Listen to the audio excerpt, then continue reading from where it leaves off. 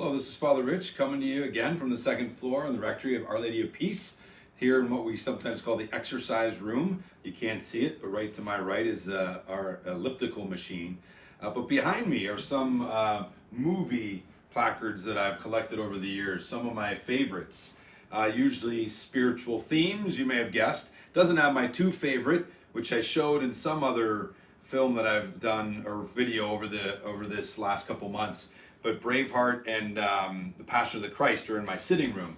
But we have Groundhog's Day, Bruce Almighty, Nativity Story, Narnia, and the great series of C.S. Lewis, and then Rudy, of course, the classic Notre Dame underdog story. I'm a little partial to. But this next video in our series of how the church has changed the world tells a story of a young man who had first generation parents from Ireland, who grew up in Maine. They talk about, if you go to this day to the Portland, Maine, to the intersection of Pleasant Street and York Street, you'll see the statue of a man there. And admittedly, I didn't know much about him until reading this essay. But he was from there in Maine, went on to direct over 120 Hollywood films. And he would win 4 Oscar awards. Is it they called the Oscars? Yeah. Oscars for Best Director over his time. He lived from the late 1800s till 1973. And he was a Catholic.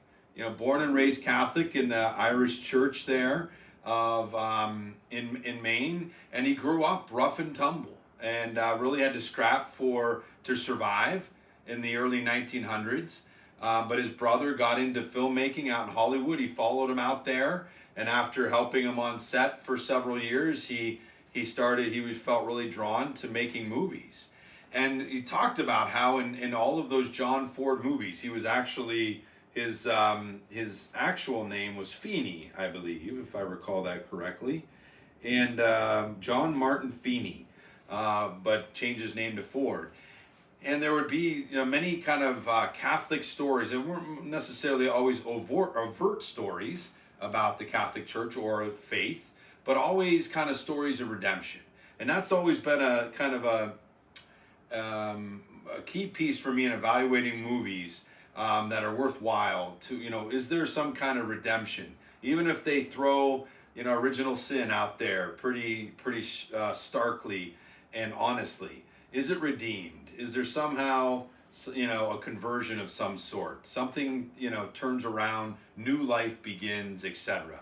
And I think it's so important to reckon to see that even in our art. I've talked about that before, to support people using these strong mediums of music and movies to advocate good Christian messages, even though they don't have to be blatantly kind of holier than thou movies. And John Ford was one who did that. His Catholic identity and his Catholic imagination, as he would say, kind of couldn't help but kind of color everything he did, including his movies that he made.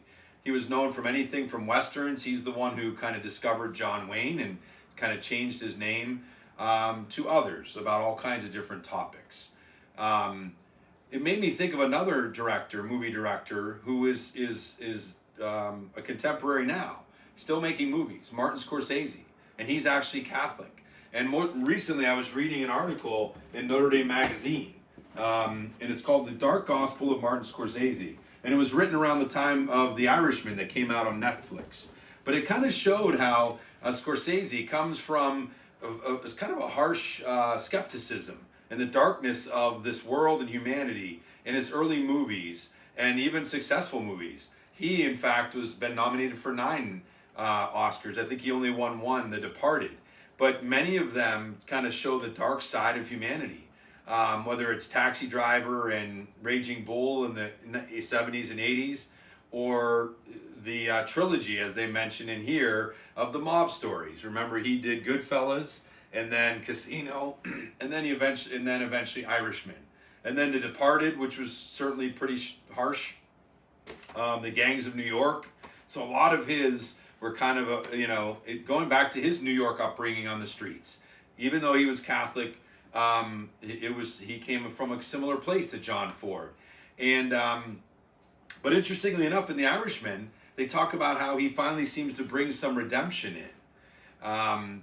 And so in The Irishman, they actually show, in the beginning of the movie, starts with Robert De Niro, excuse me, playing the main character who had been a hitman for the mob for years, in a Catholic nursing home, going to confession to a Catholic priest. So I won't spoil the rest of the movie, but it kind of shows a little redemption there, as if Scorsese's softening up.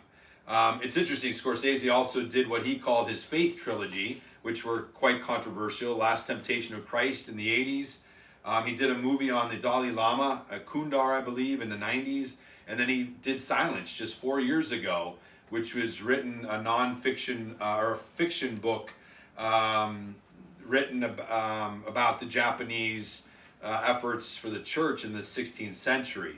And I won't get into all the details. But so he definitely had faith as part of that. So I think, this essay that we had today was called A Catholic to the Roots. I think we could say John Ford, certainly, and his influence. They say he's the greatest American movie director ever, but very clearly Catholic. Martin Scorsese, which some would argue is one of our great movie directors now, also Catholic, trying to come around and bringing redemption into their movies and seeing how, through movies, that even the Catholic Church can have an impact on changing the world and giving the world hope. So thank you for joining me today. Have a great day. God bless.